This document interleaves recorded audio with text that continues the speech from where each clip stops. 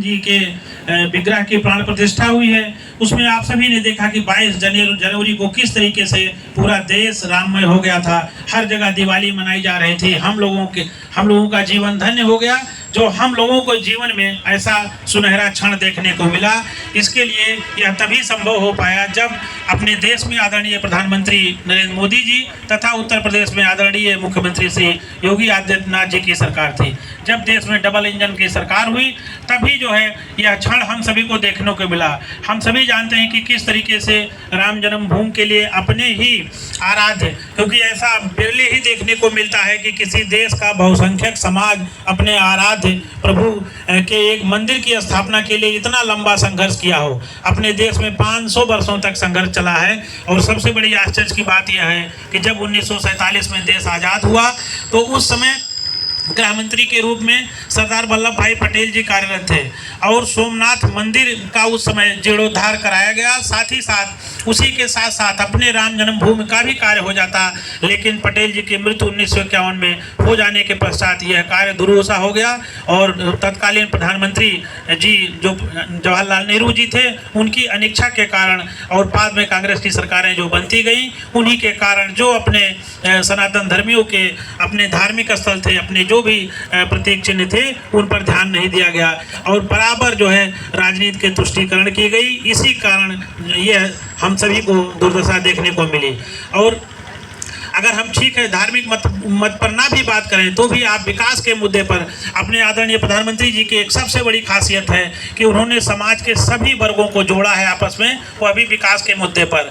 जब लोग जाति की बात करते हैं, समाज में सामान्य पिछड़ा वर्ग, अनुसूचित जाति, जनजाति मोर्चों में देश को विभाजित करने की बात करते हैं, तब आपने देखा होगा कि आदरणीय प्रधानमंत्री जी ने किस तरीके से 4 जातियों को विभक्त किया कि सारे सनातन धर्म के लोग एक हो जाएं, गरीब, युवा, किसान, इस तरीके से उन्होंने वर्गीकरण किया समाज का। तो पूरे समाज को सबको साथ में लेकर के चलना चाहते हैं प्रधानमंत्री जी। और जितनी भी योजनाएं हैं सब उनका प्रयास है कि सबको समान रूप से मिले।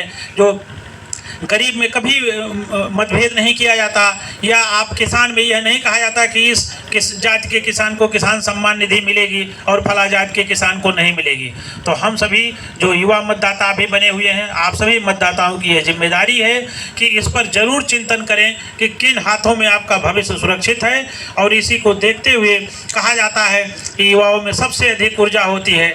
आप सभी जब अपनी ऊर्जा को पूरे तन मन से लगाएंगे तो निश्चित है एक ऐसा माहौल बनेगा कि हम लोग दोबारा प्रधानमंत्री जी को हम मौका देंगे, ताकि जो देश का अनवरत विकास हो रहा है, जो अपने देश में एक नई विचारधारा, विकास की विचारधारा पनप रही है और नया जो हमारा सांस्कृतिक गौरव हमको वापस मिल रहा है, हम अपने आप को सम्मानित महसूस कर रहे हैं। नहीं तो आप इसी समाज में रहते थे, आप देखते रहे होंगे कि पहले क्या स्थिति थी 10 वर्ष पूर्व और 10 वर्ष बाद, आज क्या स्थिति है। इसको हम अनवरत बनाए रखने के लिए आवश्यकता है कि आदरणीय प्रधानमंत्री जी के हाथों को हम मजबूत करें। और जितने नव मतदाता बने हुए हैं, आप सभी नव मतदाताओं की यह जिम्मेदारी है कि आगामी लोकसभा चुनाव में ज़्यादा से ज़्यादा पूर्णतया जो है हम भारतीय जनता पार्टी के हाथों को मजबूत करें, ताकि आदरणीय प्रधानमंत्री जी जब मजबूत रहेंगे, जितने अधिक लोकसभा में लोग हमारी पार्टी से चुन करके जाएंगे, उतना ही हाथ मजबूत रहेगा। और तभी वह हम सभी के भविष्य के लिए पूरी तन्मयता के साथ, पूरी मजबूती के साथ कार्य करेंगे। इन्हीं शुभकामनाओं के साथ मैं समझता हूं कि जो भी नए मतदाता हैं, पूरे देश में कितना आश्चर्यजनक है, आज 1 घंटे का उनका उद्बोधन पूरे देश की हर विधानसभा में सुना गया। 8 करोड़ लोग जुड़े हुए थे। अगर यह 8 करोड़ लोग ठान लेंगे तो दोबारा फिर से इस हमारे विकास के क्रम को बनाए रखने में हम सभी को कोई परेशानी नहीं होगी। और एक बार हम सभी आदरणीय प्रधानमंत्री जी के साथ कदम से कदम मिला करके चलेंगे। इन्हीं सब बातों के साथ मैं हमारे यहाँ विद्यालय में कार्यक्रम आयोजित हुआ, इसके लिए डॉक्टर विवेक सिंह जी जो क्षेत्रीय उपाध्यक्ष हैं, आपका मैं हार्दिक स्वागत, अभिनंदन भी करता हूँ और आभार प्रकट करता हूँ कि आपने हमारे यहाँ का चुना, इस क्षेत्र के मतदाताओं के लिए इस स्थल का आपने चुनाव किया।